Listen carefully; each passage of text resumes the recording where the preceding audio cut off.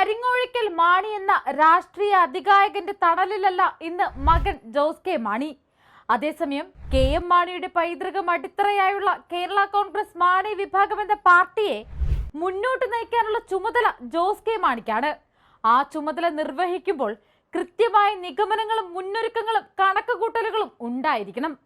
മുന്നണി രാഷ്ട്രീയം ഏറെ പക്വത ആർജിച്ച് വളർന്നു കഴിഞ്ഞ കേരളത്തിൽ UDF LDF എന്ന രണ്ട് ചേരികൾ തുല്യ ശക്തികളായി പരസ്പരം നോക്കി നിൽക്കുകയും ഇവയ്ക്കിടയിൽ പുതിയ ഇടം തേടി വളരാൻ BJP സഖ്യം വെമ്പി നിൽക്കുകയും ചെയ്യുമ്പോൾ കേരള കോൺഗ്രസ് എം പോലെ ഒരു പാർട്ടിക്ക് ഒരു മുന്നണി വിട്ട് മറ്റൊരു മുന്നണിയിലേക്ക് മാറാനുള്ള തീരുമാനം അത്ര പെട്ടെന്ന് എടുക്കാനാകുമോ എന്ന് ചോദിച്ചാൽ അതത്ര എളുപ്പമല്ല.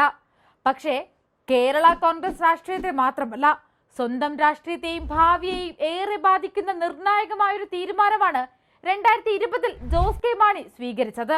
1982 മുതൽ ഐക്യജനാധിപത്യ മുന്നണിയുടെ അവിഭാജ്യ ഘടകമായിരുന്ന കേരള കോൺഗ്രസ് മാണി വിഭാഗം മുന്നണി വിട്ട് ഇടതുമുന്നണിയിലേക്ക് തിരിഞ്ഞത് വലിയ രാഷ്ട്രീയ ചർച്ചകൾക്ക് വഴിവെച്ച സംഭവമാണ്. CPM-ന്റെ പല തട്ടിലുള്ള നേതാക്കളുമായും സംസാരിച്ച് പഞ്ചായത്ത് തിരഞ്ഞെടുപ്പിന്റെയും നിയമസഭാ തിരഞ്ഞെടുപ്പിനും കിട്ടേണ്ട സീറ്റുകളുടെ കാര്യത്തിൽ ധാരണയുണ്ടാക്കിയ ശേഷമാണ് അന്ന് CPM-ലേക്ക് മാറുന്നുവെന്ന പ്രഖ്യാപനം ജോസ് കെ മാണി നടത്തിയത്. അതുകൊണ്ട് തന്നെ കേരള കോൺഗ്രസ് മാണി വിഭാഗത്തിന്റെ തീരുമാനം കേരള രാഷ്ട്രീയത്തിൽ ഒരു നിർണായക ഘട്ടമാകുമെന്ന് അന്ന് പ്രതീക്ഷിച്ചിരുന്നു.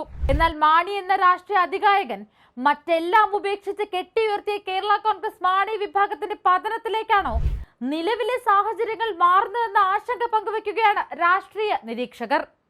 കഴിച്ചിട്ട് ഇറക്കാനും വയ്യ, മധുരിച്ചിട്ട് തുപ്പാനും വയ്യാത്ത അവസ്ഥയിലാണ് നിലവിൽ കേരള കോൺഗ്രസ് എം.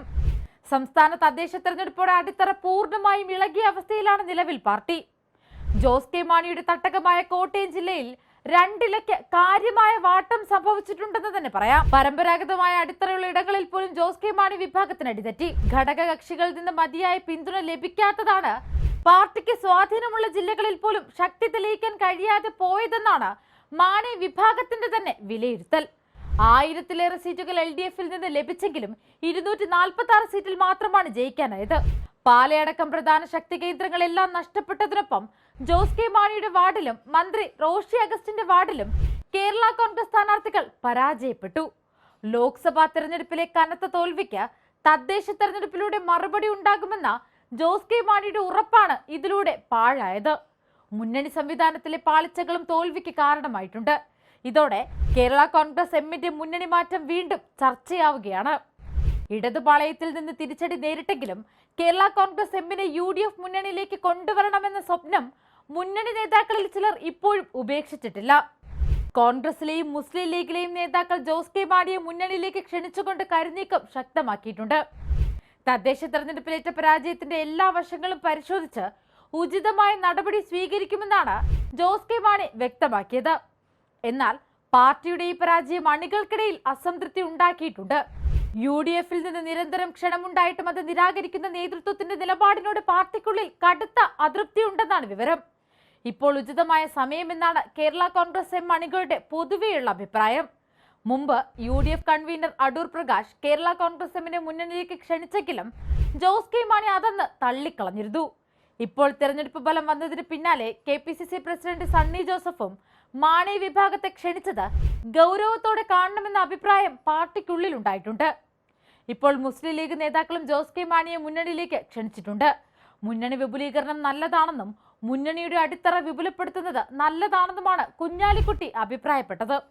എന്നാൽ ജോസഫ് വിഭാഗത്തിന് കടുത്ത അതൃപ്തിയാണ് ഇക്കാര്യത്തിൽ. മുന്നണി വിപുലീകരണ ചർച്ചകൾക്കെതിരെ കർശന നിലപാടുമായി PJ ജോസഫ് തന്നെ രംഗത്തെത്തിയിരുന്നു. UDF ഇപ്പോൾ തന്നെ ശക്തമാണെന്നാണ് തിരഞ്ഞെടുപ്പ് ഫലം കാണിക്കുന്നത്. കേരള കോൺഗ്രസ് മാണി വിഭാഗം വരുന്നത് മുന്നണിയെ കളങ്കപ്പെടുത്തുമെന്നാണ് PJ ജോസഫ് പറഞ്ഞത്. കള്ളക്കച്ചവടത്തിനും സ്വർണ്ണപ്പാളി മോഷണത്തിനും കൂട്ടുനിന്നവർ അവിടെ തന്നെ നിൽക്കട്ടെ. മുന്നണി വിപുലീകരണ ചർച്ചകൾ അപ്രസക്തമെന്നും ഒറ്റക്കെട്ടായി മുന്നോട്ട് പോവുകയാണ് വേണ്ടതെന്നും ജോസഫ് പറയുന്നു. ചില്ലറ അഭിപ്രായ വ്യത്യാസങ്ങൾ മാറ്റിവെച്ച് നിയമസഭാ തിരഞ്ഞെടുപ്പിനെ നേരിടണമെന്നും ജോസഫ് കൂട്ടിച്ചേർത്തു. ജോസ് കെ മാണിയുടെ പാർട്ടി തോറ്റ് തുന്നം പാടി നിൽക്കുകയാണെന്നും അവരുടെ പിറകെ പോകേണ്ട ആവശ്യമില്ലെന്നുമാണ് മോൻസ് ജോസഫ് MLA അഭിപ്രായപ്പെട്ടത്. എന്നാൽ നിയമസഭാ തെരഞ്ഞെടുപ്പിന് മാസങ്ങൾ മാത്രം ശേഷിക്കെ തദ്ദേശ തെരഞ്ഞെടുപ്പിൽ UDF കൈവരിച്ച മികച്ച നേട്ടം മൂന്നാം LDF സർക്കാർ എന്ന പ്രതീക്ഷയ്ക്ക് തിരിച്ചടിയാണെന്ന പൊതു വിലയിരുത്തലാണ് മാണി വിഭാഗത്തിലുള്ളവർക്ക് പോലുമുള്ളത്. മുന്നണി മാറ്റത്തിന് ഇപ്പോൾ സുവർണാവസരമാണെന്ന അഭിപ്രായവും പാർട്ടിക്കുള്ളിലുണ്ടെന്നാണ് സൂചന. എന്നാൽ അവഗണിച്ച് പുറത്താക്കിയ മുന്നണിയിലേക്ക് എങ്ങനെ തിരിച്ചു പോകുമെന്ന ആശങ്കയിലാണ് ജോസ് കെ മാണി. ഇനി അങ്ങനെ തിരികെ വരാൻ തീരുമാനിച്ചാൽ ജോസ് കെ മാണിയുടെ മടങ്ങിവരവിനെ PJ ജോസഫ് വിഭാഗം പിന്തുണയ്ക്കില്ല എന്നത് മറ്റൊരു പ്രധാന പ്രശ്നമാണ്. അങ്ങനെ വന്നാൽ അവിടെയുമില്ല ഇവിടെയുമില്ല എന്ന അവസ്ഥയിലേക്ക് ജോസ് കെ മാണിയുടെ വിഭാഗം കൂപ്പുകുത്തേണ്ടി വരും. നേട്ടങ്ങൾക്കായി മാത്രം ഒപ്പം നിർത്തുന്ന ചരിത്രമുള്ള LDF ഇതിനകം തന്നെ ജോസ് കെ മാണി വിഭാഗത്തിന് ഫുൾ സ്റ്റോപ്പ് ഇട്ട അവസ്ഥയിലാണ്. അടുത്ത വർഷം നടക്കാനിരിക്കുന്ന നിയമസഭാ തെരഞ്ഞെടുപ്പ് UDFനും LDFനും ഒരുപോലെ പ്രധാനമാണ്.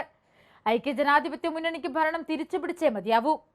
എന്നാൽ രാജ്യത്ത് മറ്റെങ്ങും ഭരണത്തിലില്ലാത്ത CPMനെ സംബന്ധിച്ച് കേരളത്തിൽ ഭരണ തുടർച്ച അനിവാര്യവുമാണ്. എന്നാൽ കേരള കോൺഗ്രസ് മാണി വിഭാഗത്തിനും ഇത് നിർണായകമാകുമെന്നാണ് ഇപ്പോഴത്തെ സാഹചര്യങ്ങൾ ചൂണ്ടിക്കാട്ടുന്നത്. അരനൂറ്റാണ്ടിലേറെക്കാലം കേരള രാഷ്ട്രീയത്തിൽ തല ഉയർത്തി നിന്ന KM മാണിയുടെ തണലും തലോടലുമില്ലാതെ പാർട്ടിയെ പുതിയ വഴിയിലേക്ക് നയിക്കാൻ ഇറങ്ങി തിരിച്ചിരിക്കുന്ന ജോസ് കെ മാണിക്ക് മുന്നിൽ ഇപ്പോഴുള്ള പ്രധാന വെല്ലുവിളിയാണ് മുന്നണി മാറ്റം.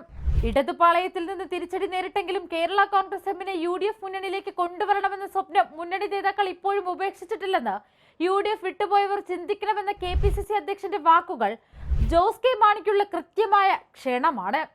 എന്നാൽ ഈ വാക്കുകൾ അവർ സ്വീകരിക്കുമോ തള്ളിക്കളയുമോ എന്നാണ് ഇനി അറിയാനുള്ളത്. മടക്കത്തിനുള്ള സമയം ഇതാണെന്ന് KPCC അധ്യക്ഷൻ പറയുമ്പോൾ എന്താകും കേരള കോൺഗ്രസ് എമ്മിന്റെ അന്തിമ തീരുമാനമെന്നറിയാനുള്ള കാത്തിരിപ്പിൽ കൂടിയാണ് രാഷ്ട്രീയ കേരളം.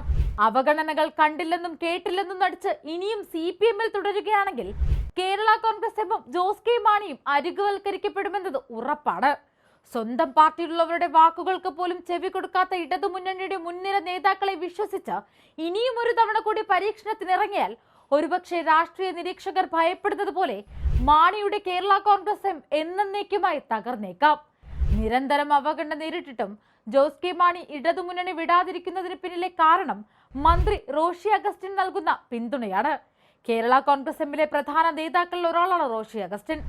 പാർട്ടിയുടെ സ്ഥാപക നേതാവായിരുന്ന KM മാണിയുടെ വിശ്വസ്തനിൽ നിന്ന് അദ്ദേഹത്തിന്റെ മരണശേഷം മകൻ ജോസ് കെ മാണിക്കൊപ്പവും വിശ്വസ്തനായി തന്നെ തുടരുന്ന റോഷി രണ്ടാം പിണറായി സർക്കാരിലെ അംഗമാണ്. മന്ത്രി റോഷി അഗസ്റ്റിൻ പ്രതീക്ഷയ്ക്കൊത്ത് ഉയർന്നില്ലെന്ന് CPM ഇടുക്കി ജില്ലാ സമ്മേളനത്തിൽ ഉൾപ്പെടെ പരസ്യമായി വിമർശനം നേരിട്ടിരുന്നു. ഇടുക്കി നിയോജക മണ്ഡലത്തിൽ 5ാം തവണയും മികച്ച ലീഡോടെ വിജയിച്ച റോഷി അഗസ്റ്റിന് പോലും തന്റെ ഇടതുമുന്നണിയിലെ നിലനിൽപ്പിൽ ആശങ്കയുണ്ട്. അപ്പോൾ പിന്നെ ജോസ് കെ മാണിയുടെ അവസ്ഥ നമ്മൾ പറയേണ്ടതില്ലല്ലോ. പാർട്ടിയിലെ മറ്റ് MLA മാർക്കും ഇക്കഴിഞ്ഞ തിരഞ്ഞെടുപ്പിന് ശേഷം അവരുടെ രാഷ്ട്രീയ നിലനിൽപ്പിനെ കുറിച്ച് സംശയവും കടുത്ത സമ്മർദ്ദവുമാണുള്ളത്. ഇതെല്ലാം വകവയ്ക്കാതെ ഒരു മാറ്റത്തിന് ശ്രമിക്കാതിരിക്കുകയാണെങ്കിൽ 50 കൊല്ലത്തിലേറെ കേരള രാഷ്ട്രീയത്തിൽ നിറഞ്ഞു നിന്ന അതികായനായ KM മാണി പടുത്തുയർത്തിയ പ്രസ്ഥാനം തന്നെ ചിഹ്ന ഭിന്നമാകുവാൻ സാധ്യതകൾ ഏറെയാണ്. പല കാരണങ്ങളാൽ വീരവാദം മുഴക്കുന്നുണ്ടെങ്കിലും ജോസ് കെ മാണിക്ക് തന്നെ ഇത് നല്ലതുപോലെ തിരിച്ചറിയാം. ഈ സാഹചര്യത്തിൽ ഇനി അറിയേണ്ടത് ജോസ് കെ മാണിയുടെ മുന്നണി മാറ്റവുമായി ബന്ധപ്പെട്ട അന്തിമ തീരുമാനമാണ്. കൂടുതൽ വാർത്തകൾക്കും വിശേഷങ്ങൾക്കും ഞങ്ങളുടെ ചാനൽ ലൈക്ക്, ഷെയർ, സബ്സ്ക്രൈബ് ചെയ്യുക. കൂടാതെ സബ്സ്ക്രൈബ് ബട്ടണിലെ ബെൽ ഐക്കൺ എനേബിൾ ചെയ്യാനും മറക്കരുതേ.